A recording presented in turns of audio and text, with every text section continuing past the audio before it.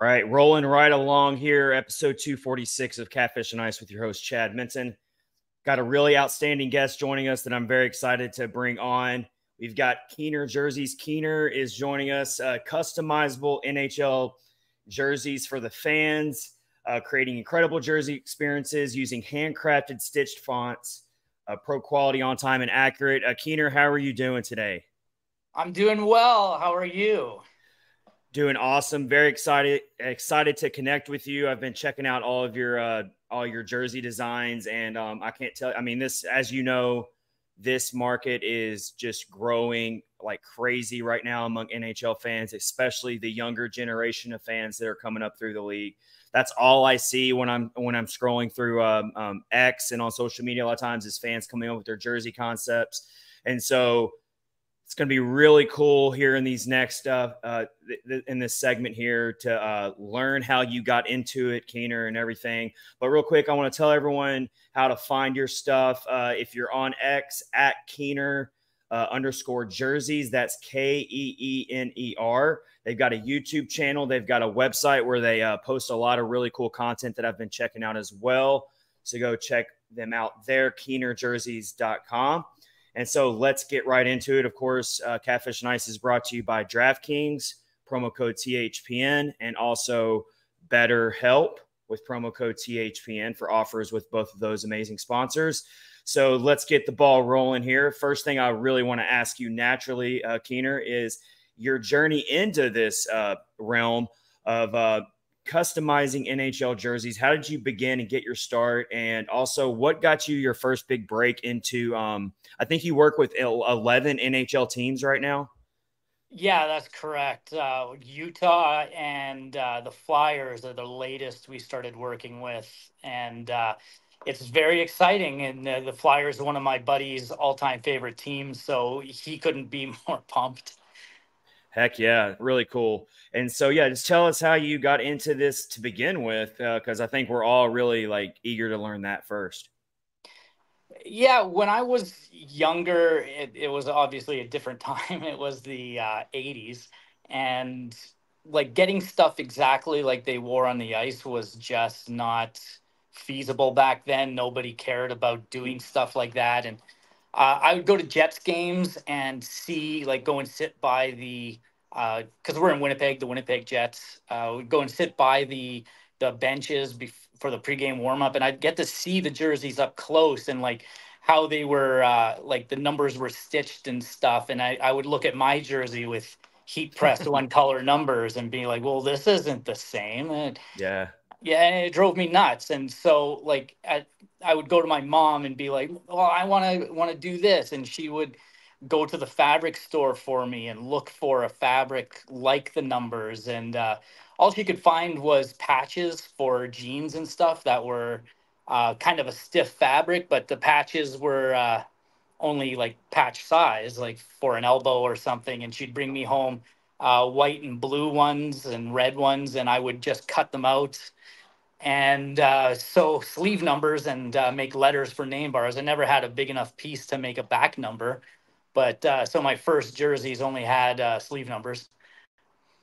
But That's fair. That's fine. You still had your own jersey. That's still really cool. yeah, and like like I think what really intrigued me about the on ice jerseys were like just how built for battle they were. They weren't like the replicas that had the straight stitch around the crest. They had the zigzag. And like it always reminds me of like the first time you're ever up close to like a jet, like a real like battle like jet, and you can see all the rivets and stuff, and you're like, wow, this thing is like rugged and built for like for action. That's how I felt the jerseys were. Yeah, and there's one of the ones I we love did. this one. Yeah, that's the Predators. I can't remember what night that's for, but yeah, getting the skyline in the waist and the guitar. I think that's tab or music going up the side. Yeah, it was a Yeah. great looking jersey. Yeah. So, yeah, I mean, I just see the detail to this is so cool. The skyline, you can see the, what the locals call the Batman building there. Yeah, And you can see the I even see I see the little mustache because it was cut. Forsberg was taken off because of the whole Stashberg thing, if you remember that. Yeah, that's right. Because I remember having to make sure that mustache was done just right. So I love it.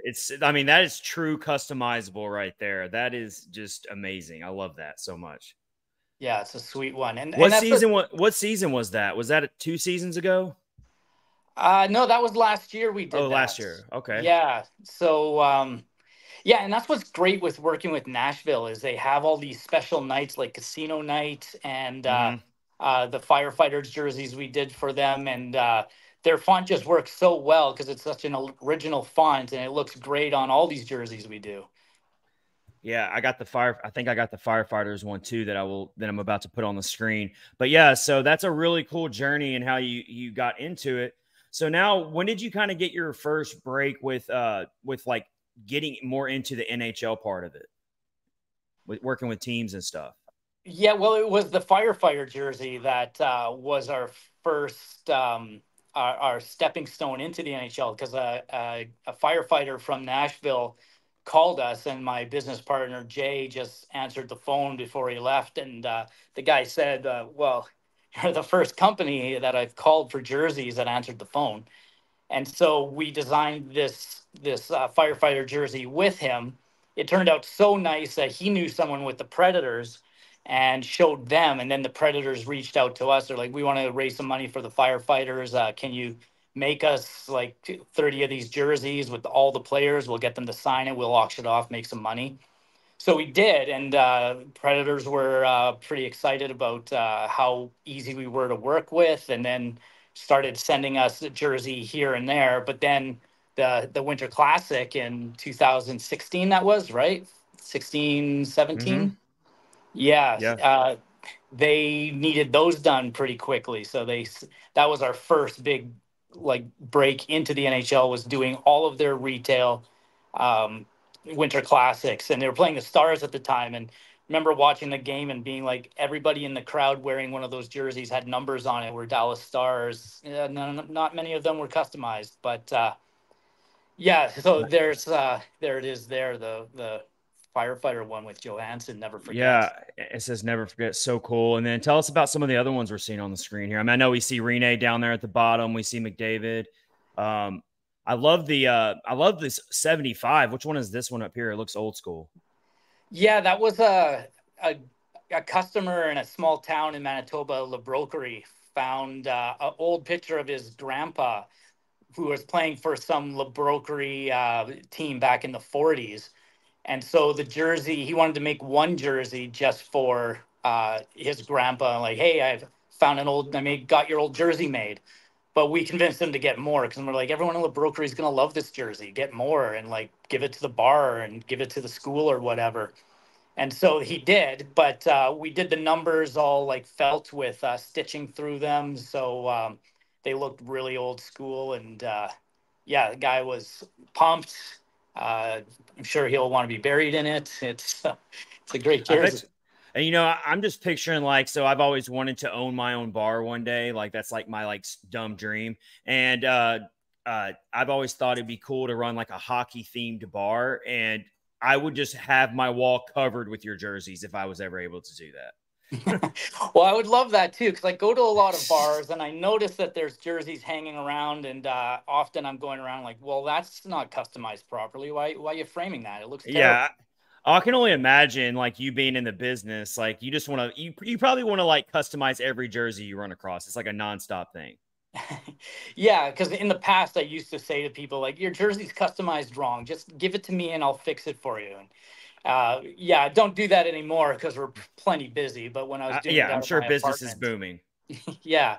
But when I was doing it out of my apartment, it was just that's how I got my beer money. And uh, Wow. Well, everyone's got to get their start somewhere. So this right here is just goes for all walks of life. I don't want to turn it into a Dr. Phil session here, but you got to start. Everyone's got to start somewhere. And so just hearing your story can just really resonate with almost pretty much anyone because everyone has a passion for something. So to hear that you started doing this right out of your apartment and now you've gotten into where it is now is just really, really incredible stuff. So now I want to pick your brain, since you are since you style jerseys and you look at them with a different lens that maybe the average person looks at them. What have been some of your favorite jersey designs that you've personally come up with over the years first? Like just your personal favorites that you look at where you're like, wow, that's like one of my favorites that I came up with myself. Well, like in our industry, we don't get many chances to be original. Like, and you're not going to have any pictures of the ones that I'm going to talk about, but like, because we're basically doing what people tell us to do when it Yeah, I comes get to it. the NHL. We've gotten into like designing some of the specialty fonts for teams since nobody's wearing them anymore in Mm-hmm. warm-ups. So they're selling them in the retail store still, like St. Patrick's and Gotcha. Hockey Fights Cancer. So there we have a little bit of free reign to come up with our own designs, just because we're not matching what's on the I ice get what you're anymore. saying. Yeah. So, um, yeah, like I just got back from Ireland. I used to live in Ireland, and I just went back and visited the place. So we designed a Guinness inspired fonts, and I'm sure you're familiar with Guinness, how it Oh, of course. cascades as it's settling. So I incorporated that into the numbers with a nice frosty head, and I don't know if any team's going to pick it up, but it's one of my favorites. But that's cool. Just something as simple as using different fonts. So like I've got like, so my mother, she's a big graphic designer. And so, I've kind of learned from her over the years, like just like the whole design part of it and just thinking about it with jerseys and just something as simple as changing the font. It can really like just transform a jersey. Yeah, and that's one thing when people ask me about what I think about a jersey when a new jersey comes out, like when Utah came out and it was just like the mock-up Mm-hmm. with Utah down the front. People are like, "What do you think of the new jersey?" I'm like, "Well, you can't. You got to see the fonts Mm-hmm. and what it looks like, and you got to see it on ice. You can't just go off a picture like that." So it Yeah, is really the fonts that make a jersey special. for sure.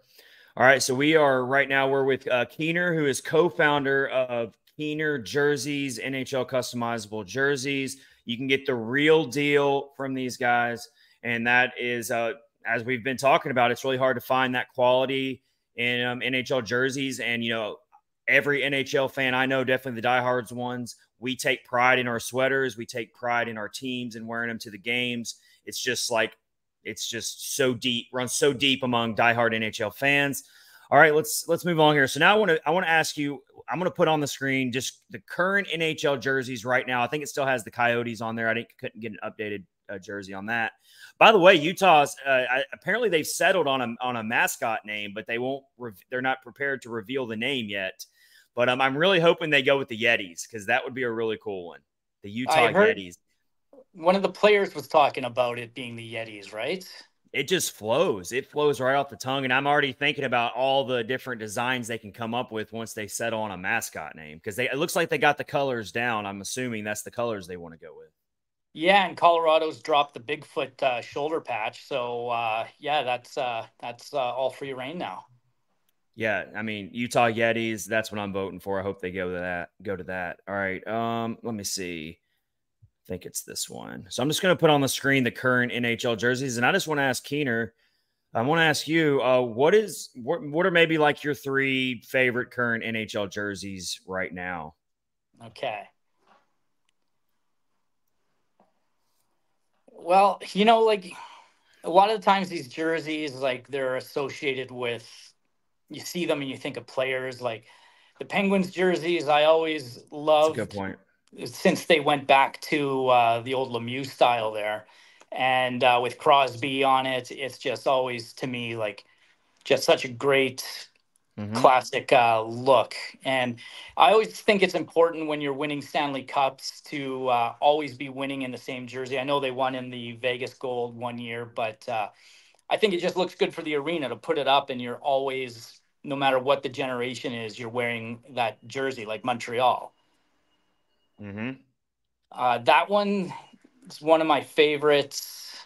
It I just guess this it is kind of an older one because you got the safety orange Oilers jersey there, yeah. which which I'm always like I'm a Gretzky fan. I was born in Edmonton. I grew up in military bases. My parents were in the military, so I moved around a lot. But it was always about Gretzky because, like, I was 5 or 6 when he was breaking all the records.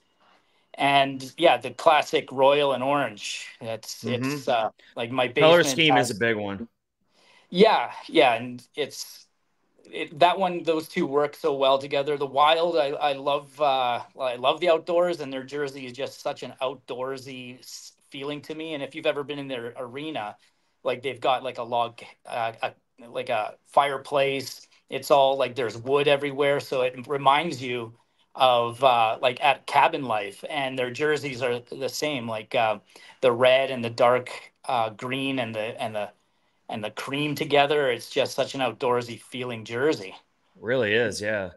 So to take my bias out of it, and even if I was being biased, I wouldn't say the Preds uniform is my favorite. If I'm just completely unbiased and I'm not focusing on how I feel about that team being a rival or whatever, but I've always said the Boston Bruins is one of my favorites just because of Yeah, the black and in the yellow. It's just so iconic. The stripes on the bottom. I like how they've never really changed their uniform. They've just kept it pretty consistent.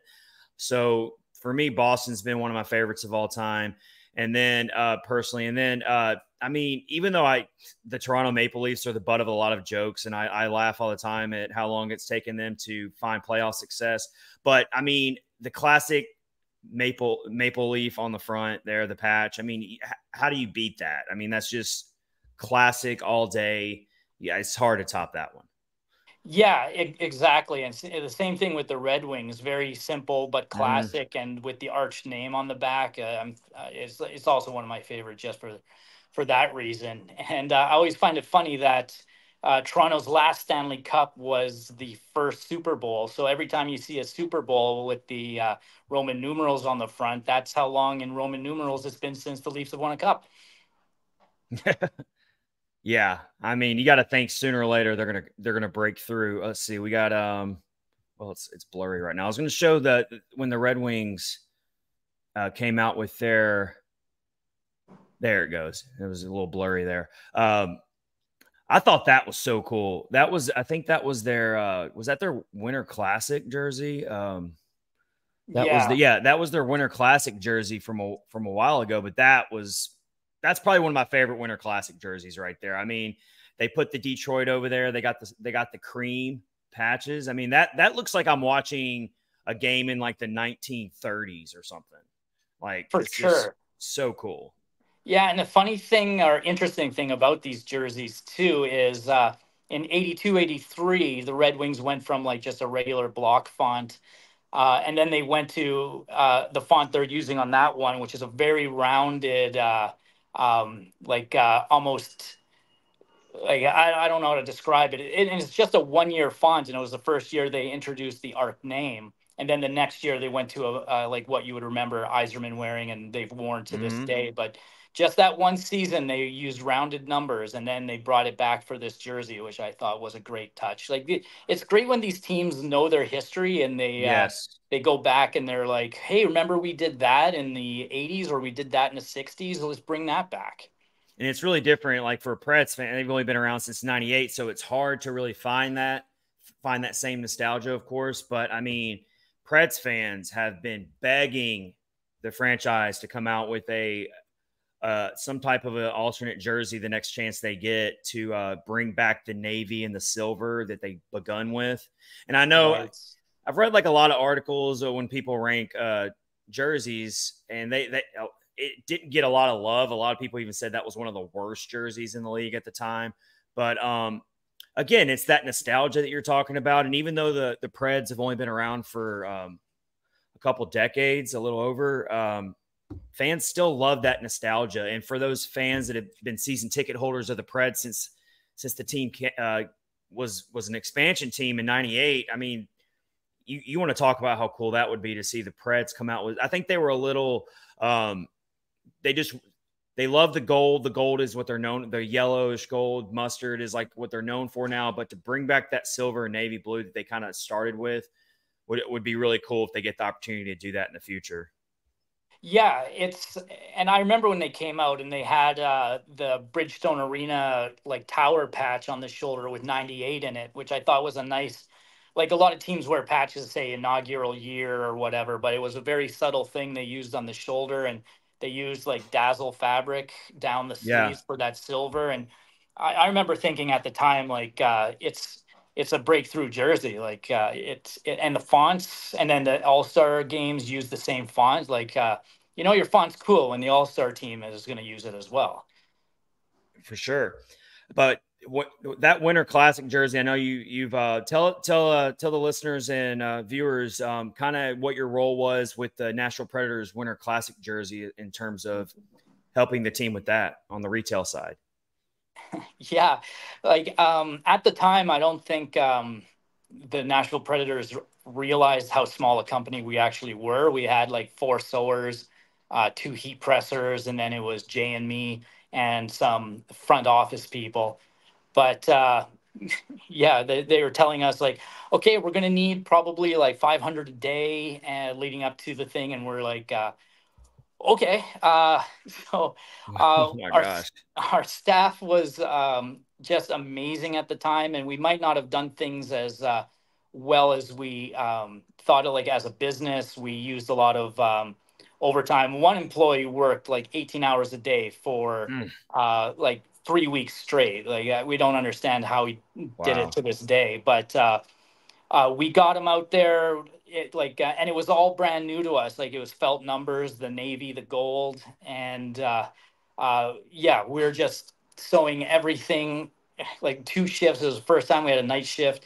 So yeah, we were blasting through these jerseys, and I just remember that we had a Christmas party in between that leading up to the thing, and we couldn't even have like much of a party because it's like, well, gotta be at work at 5 tomorrow to keep these jerseys going out. But the day that jersey, like that game was played, it was just such a gratifying thing that we were able to help an NHL team that really had nowhere else to go to get this done. And then now we can sit there and see our work on TV, not on the ice, but in the stands. And yeah, the guys, Levi at Nashville store told the NHL about us, and that's when really things started rolling for us. Just that these guys will do anything to help us, and then we started getting other teams. Yeah, that's the one. And of course, the jersey itself paid homage to the Dixie Flyers, the Nashville Dixie Flyers, which I'm telling you, a lot of fans at the time did not even realize that Nashville had a hockey team prior in the past.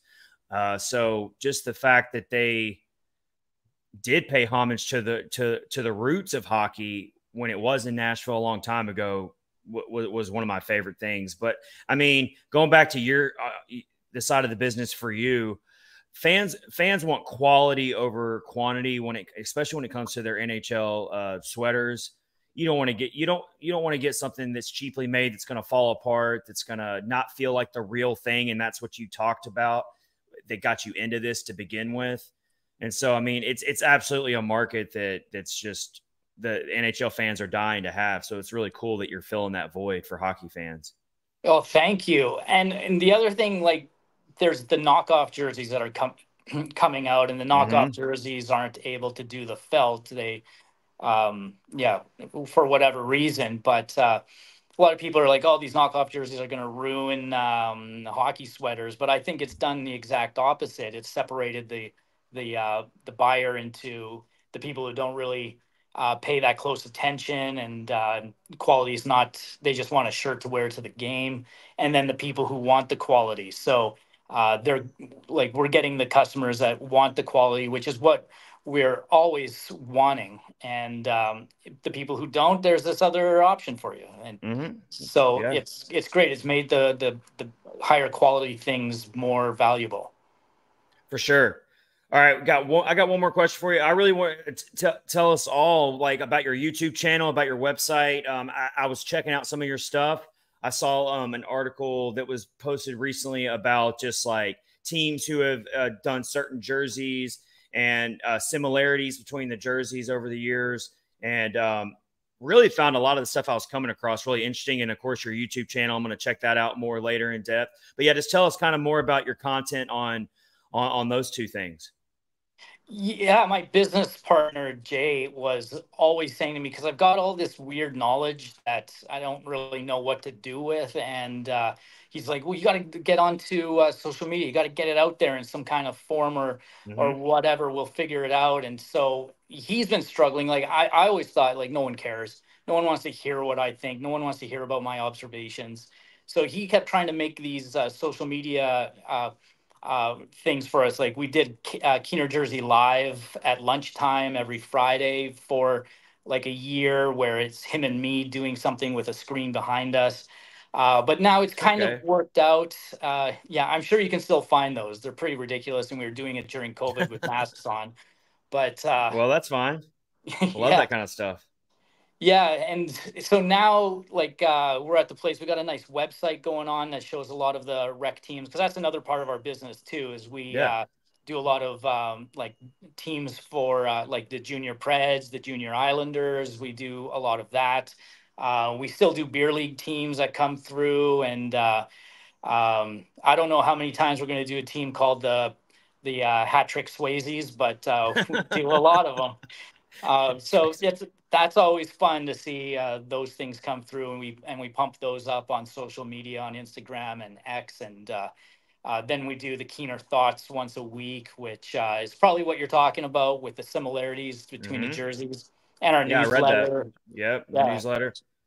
yeah, and with the Yeah. similarities with jerseys, we had done that before, but we try not to, like, we don't want any kind of negative spin on things. Yeah, there's some similarities through the years, like Mm-hmm. Dallas Stars and then the All Star jersey, and but you know, it's all like there's great designs out there that get forgotten about, and another team picks it up, and it's all good. It's we don't want these beautiful designs to die, so Of I'm course glad not. they get picked up. Very cool. All right, so yeah, you can find all of that stuff if you're on X at Keener_jerseys. Find them on YouTube. Any other places we can find your stuff, like Instagram or anything like that? Yeah, Instagram. Like I'm an older man, and Instagram is the only thing that I really go on to. So, Uh-huh. we're on there. I don't think we're on Facebook. I don't know. MySpace. There's so I much don't social know. media. I don't know how some of these people keep up with 8 different social media accounts. I can barely figure out how to keep our X account going and Facebook and all that. But so I'm right there with you on that. But to give all, I'm sure all of our viewers and listeners have all of the social media accounts, and so the more ways that they can find your stuff, the better. But Keener, it's been awesome connecting with you and meeting you. And you said you're an Oilers fan, right? That's where you put your hockey loyalty to. Yeah. All right. Well, hey, you're one of the Stanley Cup favorites this year again. Would you? Leon Draisaitl finally got re-signed. That was pretty interesting. Yeah, I'm very pumped for the team. Like I think they just got to keep it together. Yeah, Skinner wasn't that great. I was in traveling Ireland during last year's finals, so I kept tuning in at well, the games would start at 2 in the morning out there, and yeah, that last game was pretty frustrating, and that goal that Skinner let in was pretty deflating. But I think they're all coming back strong this year, and not much changes. Is Corey Perry coming back? I haven't seen anything on that. I'm not Yeah, sure. I don't know, but anyway, love the team. I'm pretty pumped for them. Yeah, I mean they're going to have another good squad. That Stanley Cup final against the Panthers when they came back from 3-0 down. I didn't really have a dog in the fight. I was just wanted to see a really good Cup final as a neutral fan. And when they fell behind 3-0, I was like, man, I really didn't want to see a sweep. And I was kind of eating my words because going into the Cup final, I said this series has 7 games written all over it, and I felt like an idiot when the Panthers went up 3-0. And then they stormed back to tie it at 3, and they even almost won that game 7. And I was just like, wow, that's just crazy that they almost completed a comeback in the Stanley Cup from being down 3-0. Yeah, and I've learned my lesson not to plan any European vacations during Stanley Cup final time, because you never know who's going to make it, Yeah. and it's tough when you're on the other side of the world. But I'm pumped for the Predators this year too. Like they made great deals in the off season. They decided to bust out the credit card and spend a lot of money. I mean, they got Stamkos, of course, future Hall of Famer, and they got some other big time guys as well. So they've definitely, on paper, they've got a team that can be right there among the others to possibly win a Stanley Cup. But as we all know, hockey is not one on paper. You got to go out there and you got to do it. You got to prove it. It's a grind, 82 games plus you got to win.